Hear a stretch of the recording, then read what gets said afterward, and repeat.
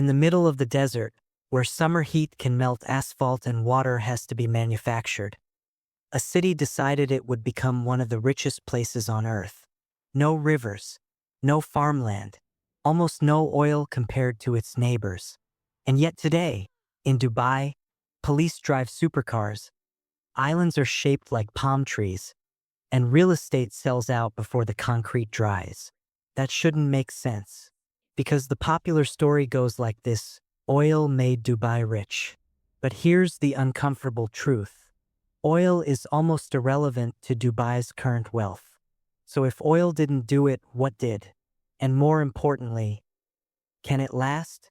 To understand that, we have to go back to a time before the skyscrapers, before the luxury malls, before the skyline that looks like science fiction.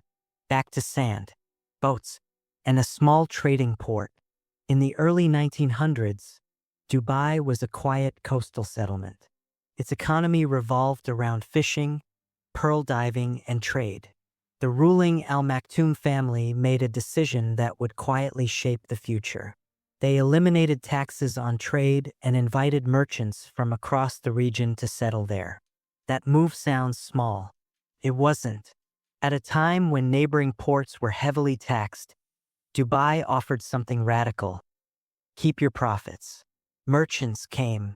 Then more merchants came. And slowly, Dubai became a regional trading hub. But pearls collapsed in the 1930s when Japan perfected cultured pearls. The economy crashed. Poverty spread. Dubai could have faded into obscurity right there. Then oil was discovered in the 1960s. Now here's where the myth begins. Oil revenues started flowing in 1969. For a moment, Dubai looked like every other Gulf state. Black gold, easy money, rapid growth. But there was a problem.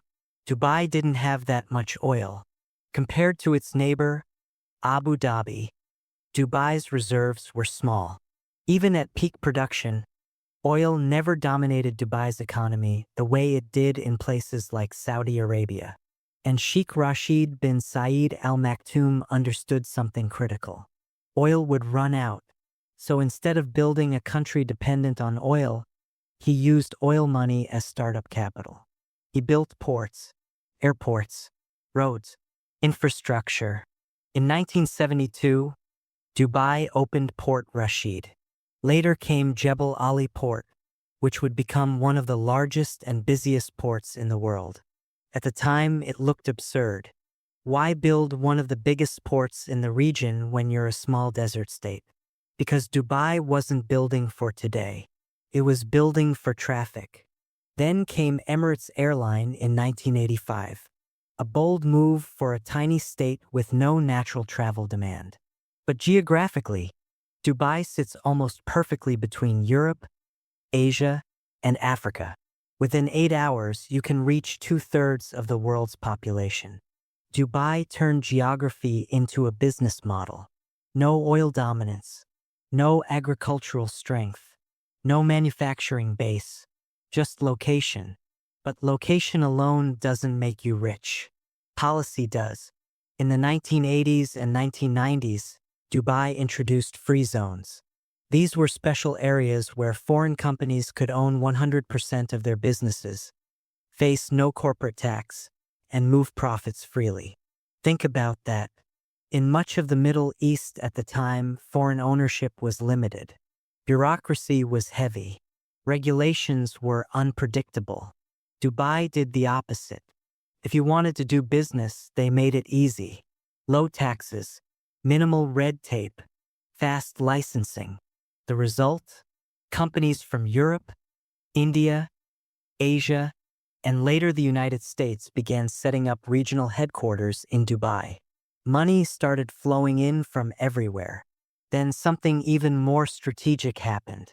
Dubai realized it could sell lifestyle, luxury real estate, shopping malls, tourism, finance.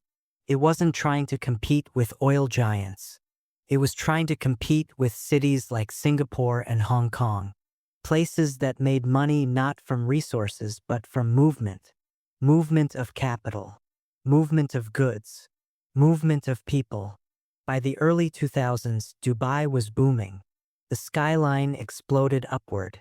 The Burj Al Arab appeared like a sail in the desert. And then came the ultimate statement piece, Burj Khalifa, the tallest building on Earth.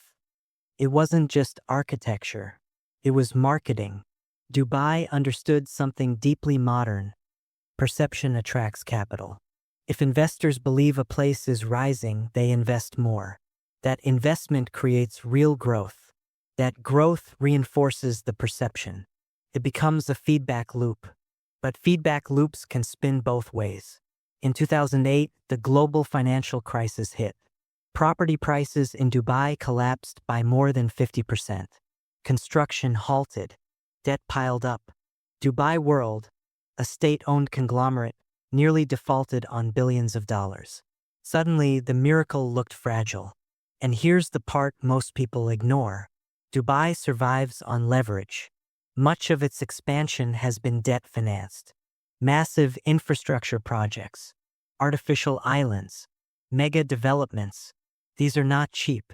They are bets on future demand. When global money is cheap and flowing, Dubai thrives. When liquidity tightens, the pressure builds. In 2009, Dubai needed a bailout from Abu Dhabi. Yes, the oil-rich neighbor stepped in. And in a moment of quiet symbolism, the tallest tower, originally named Burj Dubai, was renamed Burj Khalifa, after Abu Dhabi's ruler. That detail matters, because it reveals the underlying safety net. Dubai is bold, but it exists within the United Arab Emirates, backed by deeper oil wealth next door. So how rich is Dubai actually?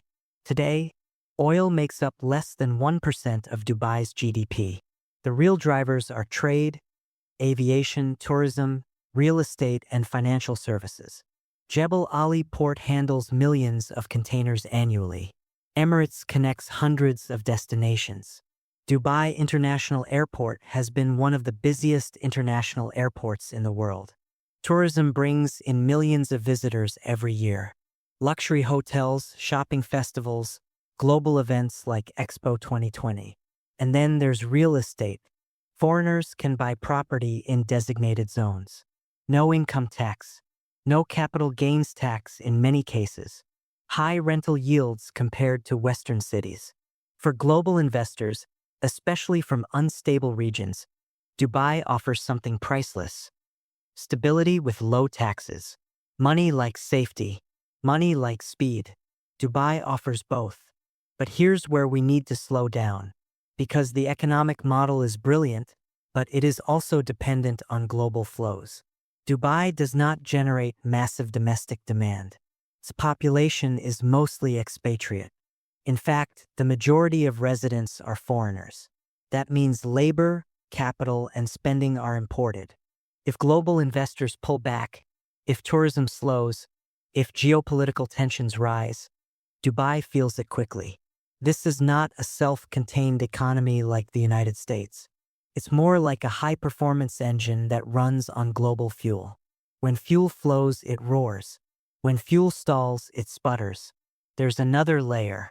Dubai positioned itself as a neutral crossroads, open to East and West, friendly to global capital from Russia, Europe, Asia, Africa. In times of uncertainty elsewhere, capital often finds its way into Dubai real estate and banking. But that also exposes it to regulatory scrutiny. Global pressure around transparency, financial regulation, and money flows continues to rise. So the question becomes, can Dubai maintain its balance between openness and oversight? And then there's the demographic reality. Because most residents are expatriates, citizenship is limited. Long-term settlement is not guaranteed for most workers. The workforce is flexible but transient. This keeps labor costs competitive. It also means social obligations are structured differently from Western welfare states. Dubai's government can move fast. It does not operate under the same democratic constraints as Europe or the United States. Speed is an advantage. But it also means long-term stability depends heavily on leadership continuity and regional politics. Now let's address the illusion. When people see Dubai on social media, they see supercars, penthouses, gold vending machines. But wealth concentration is real. Luxury districts shine. Meanwhile, thousands of workers live in labor accommodations outside the glamorous zones. Like many global cities, there are layers. Dubai sells the top layer exceptionally well. And that branding has economic value. The psychological effect of ambition matters. Investors want to feel they are part of something rising.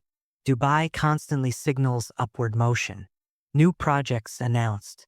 New islands planned. New skyscrapers approved. Creates momentum. But momentum requires constant motion. If growth slows too much, the model faces stress. Still, Dubai has shown resilience. After 2008, it restructured debt. It diversified further. It leaned into logistics, fintech, and digital assets. It adapted visa policies to attract entrepreneurs and remote workers. During global uncertainty, it marketed itself as open for business. And that may be the real secret. Dubai is not rich because of oil. Dubai is rich because it treats itself like a corporation. It invests in brand. It optimizes for cash flow. It studies global trends. Pivots quickly. Most countries think like governments. Dubai thinks like a startup with sovereign backing. High risk tolerance. Aggressive expansion. Relentless marketing. That combination is rare. But no model is invincible. Climate risks matter in a desert city dependent on desalination and air conditioning. Global economic cycles matter. Geopolitical shifts matter. If international capital ever becomes more restricted, if tax policies tighten globally, if regional tensions escalate, Dubai's exposure could become vulnerability. So is Dubai's economic miracle sustainable? Maybe, but it is not magic. It is strategy layered over geography, financed with debt, amplified by branding, and supported by regional oil wealth. It is a carefully engineered ecosystem designed to attract global money and keep it circulating. And so far, it has worked. The skyline proves it. The airport traffic proves it. The real estate prices prove it. But the real test of any economic miracle is not how fast it rises. It's how well it survives the next global storm. Because Dubai built its empire on movement. Trade must move. Planes must move. Capital must move. People must move.